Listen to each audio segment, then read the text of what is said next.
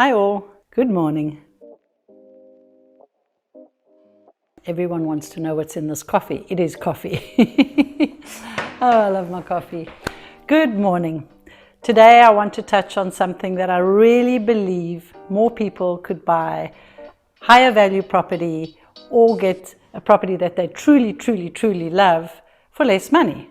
Now, how do we do this? We save on transfer duty. You can save hundreds and thousands of rands by purchasing differently.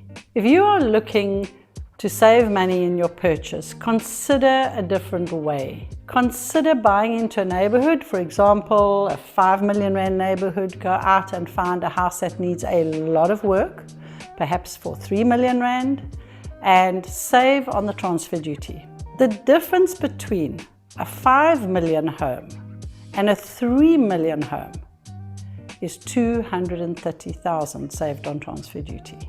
So for 5 million, your transfer duty is 430,000. And for 3 million, the transfer duty is 190,000. That is a huge saving.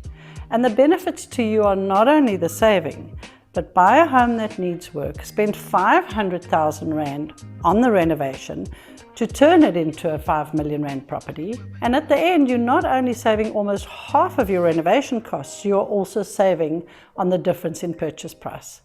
So in real terms, you are saving 2 million in purchase price. Half of your renovation costs are being paid for in lieu of the transfer duty. This is massive savings from top to bottom. And on top of that, you're ending up with a property that you really love. It's got everything you want, all the colors you like, and it is your style. So it is a huge saving from the beginning to end. What it requires from you is time and focus. You can do this, might take a little bit more time, and it will take a little bit more effort. Ramp up your profits by engineering and structuring the way you purchase. Happy investing.